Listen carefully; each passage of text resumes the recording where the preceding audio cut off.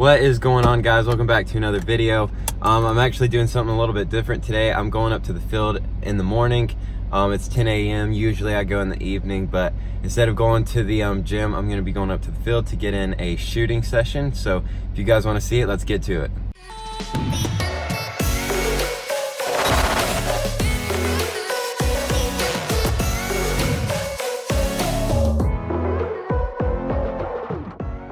All right, so what's going on? It's been a while since my last video, especially since I filmed anything, because that video is actually about a week old from the time that I actually filmed it to the time that I actually uploaded it. But I've been just super busy. Team training and everything has been super crazy and everything, and I've just been trying to put in a lot of training hours and everything. So it's kind of been one of those things to where I haven't filmed a whole awful lot just because I haven't had the time with team training, doing my own training with friends and everything. It's just been super crazy and all that good stuff. But give you guys a little update on everything. Practice has been going well. We have our second game this weekend. The game that I was talking about in the last video ended up getting canceled because the team that we were going to play didn't end up going through with it. So our second preseason game is happening this Saturday. So we're looking forward to it. The team has gotten a lot better than from where we first started, because whenever we first started, you have to think, we were a brand new team, and whenever we had the first game, we had only had about 10 practices or so, and now we've really gotten into the rhythm. The starting 11 players are really starting to gel together. I've been scoring good goals in training. I've been getting some good left-footed goals. So for those of you who watched my last video, you guys heard me talk about how I wanted to improve my left foot, score more goals with my left foot. Well, in team training, I've been doing that. I've been scoring some really good goals with my left foot. So all this training that I've been doing is, starting to pay off and everything. I got a goal in Saturday's practice a couple days ago, so I'm feeling really good, feeling really confident. As far as I know, I'm still part of the starting 11. And I think my performance has gotten even better than what it was, because whenever we had our first game, I was only coming back, I think I was 3 weeks back from injury or something like that. So all the rust is finally gone. I'm back to myself, and if anything, I'm starting to improve my gameplay speed and everything a lot better. So I can't wait for the game this weekend. It's going to be really good, and I can't wait to see how the team is going to do. But I'm up here. I'm going to get in another shooting session because technical wise, I've been doing a lot of work at my house, doing a bunch of technical work. My dad has been helping me on all that good stuff. My friends have been coming out here helping me do some technical stuff. So today I really want to focus on more shooting, because being an attacking player now, I need to make sure that my shot's good. So that way, whenever it comes game time, I'm ready to score goals and help out the team or get an assist or anything like that. So let's get it.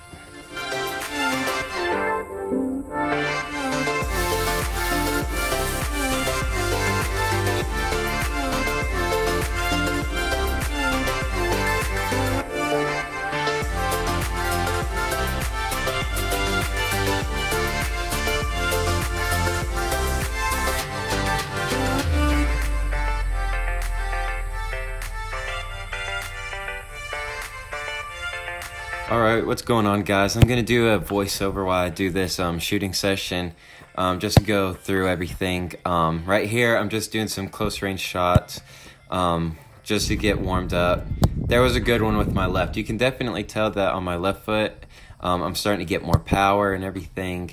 Now I just kind of need to work on a little bit better placement, but that one had really good power on it. Just kind of going back, that was really good shot with my right. This here, I don't really go for accuracy. I'm just going for power, working on like the good connection. But here I'm going to do this little curling drill, and you're going to see in these first couple shots that like that. It's just my curling shots haven't been too good the past couple weeks.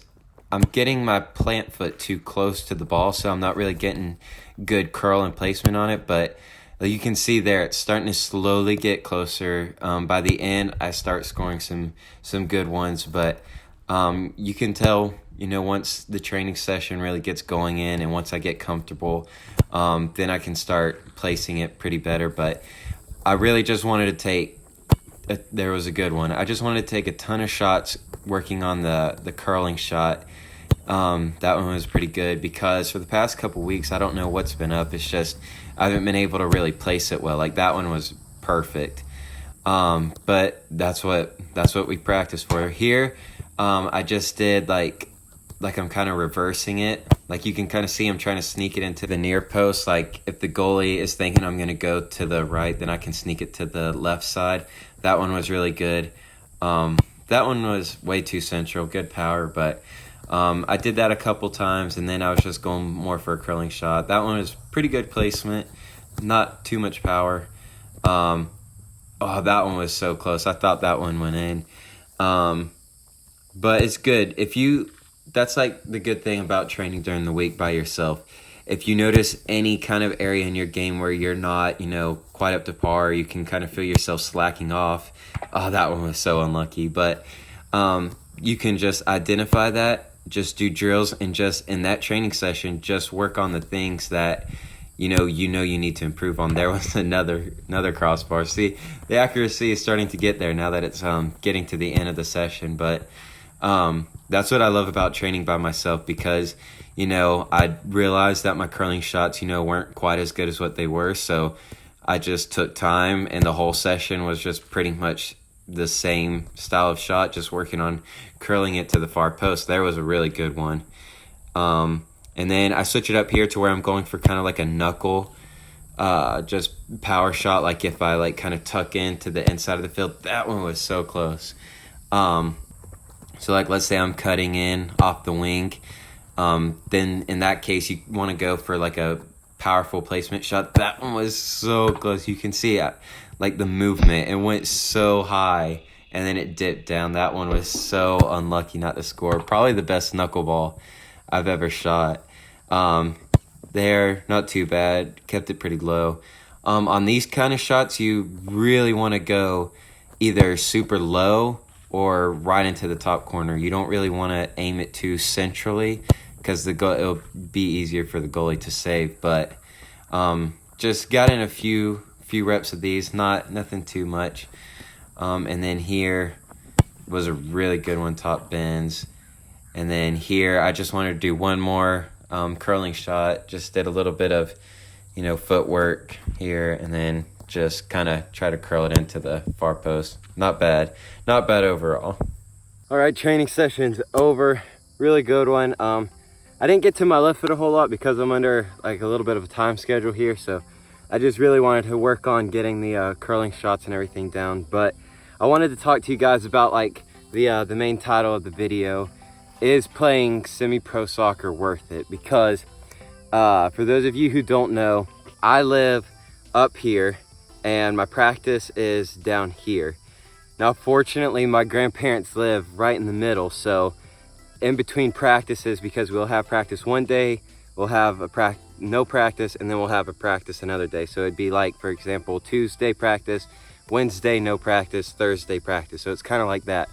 So I can stay down with my grandparents, which is only about an hour and a half away from the field, in between practices. But other than that, it's a 3-hour drive for me to get to practice and everything.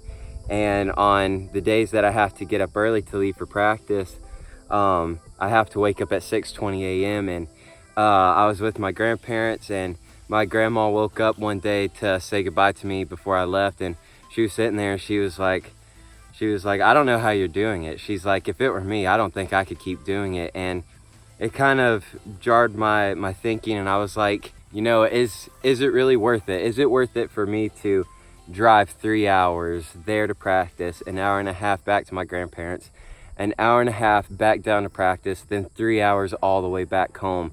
And to me, it's worth it, but to some people, I think that's honestly why some people don't stick with it, because it's a lot of sacrifice to get to the pro level. Once you make it to the pro level, you live 10 minutes away from your practice grounds and from the stadium, and you're getting paid money, you're getting sponsorships, you're getting free food, all this stuff, everything you need to live on, and then plus your salary. So for them, it's worth it, because they're living every soccer player's dream life. But it's getting to that level to where all of your stuff is paid for and you're getting a salary.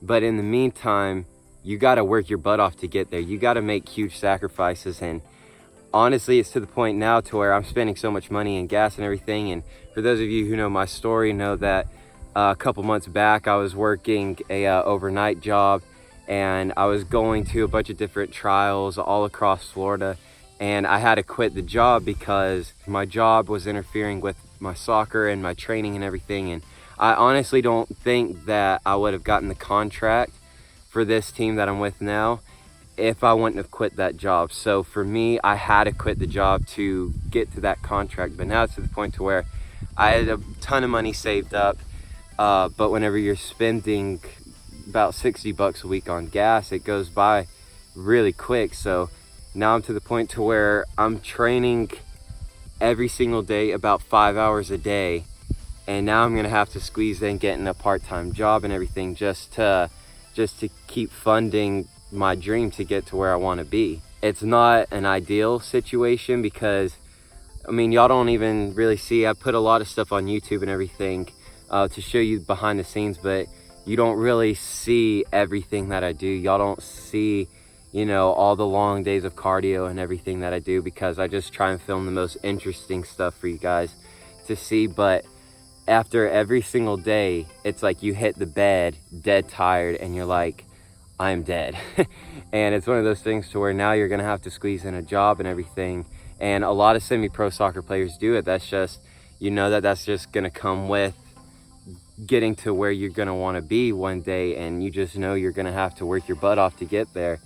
So it's worth it to some people. For me, it's worth it to bust my butt off, because I know in the future, hopefully, you know, after this season's over, I'll be moving on to a team to where I'll either be getting everything that I need paid for, housing and all that stuff, down in the location where I'd be playing, or maybe I could even progress depending on how the season goes to where I could go up to possibly the USL League One to where I'm getting paid and everything. So I know that this is super temporary and everything, but to me it's worth it. Some people, you know, they don't want it bad enough, and honestly, I think about it all the time about how easy it would be just to go ahead and quit, to go ahead and start working a regular 9-to-5 job to where I can consistently have money and just live to where I don't have to make a 3-hour drive twice a week.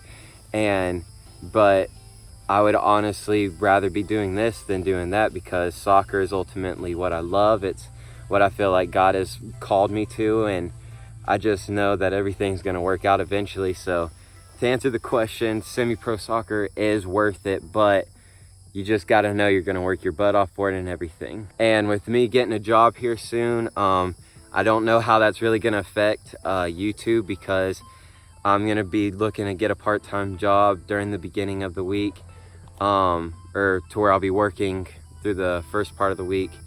And it's gonna probably be like something like 8 to 4 or something like that, to where as soon as I get done working, I'll be training and everything. And I don't know if I'm gonna have time for YouTube.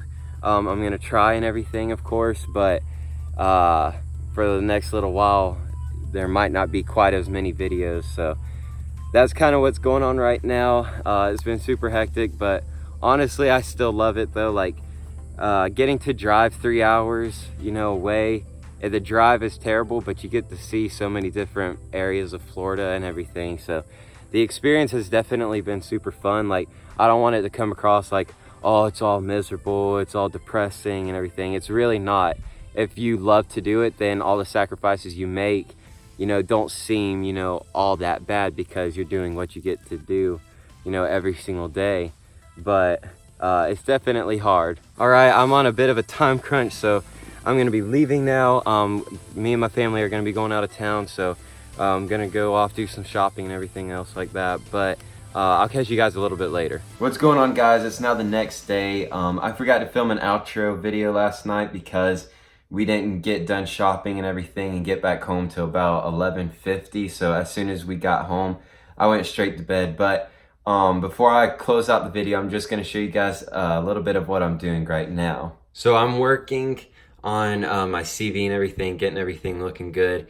And I just wanted to show you guys real quick Something that you guys can be doing, whether you're in high school, club, semi-pro, or anything like that. I'm making like this little stat spreadsheet. So each game I'm gonna put, how many goals, how many assists, how many minutes played and everything. And then down at the bottom, I'm actually gonna have a chart that shows, my goals and everything, if they're going up, going down. So that way I can kind of track my progress. So that way it will really help me see, if in August I have like 15 goals or whatever, but then in September I only have like 5, then that way I can really see the progression and everything to make sure I'm either going steadily up or, just staying at like going up and then staying at a good level. So it's a good way to track your progress, make sure, in games that you're going to be doing good. It's a good way to track your goals and assists and everything. I think the team is going to have a player profile for us online to where they'll put everything like that, up there. But just in case, I want to go ahead and have my own. So that way, when this season's over, I can start contacting new teams, new coaches and everything.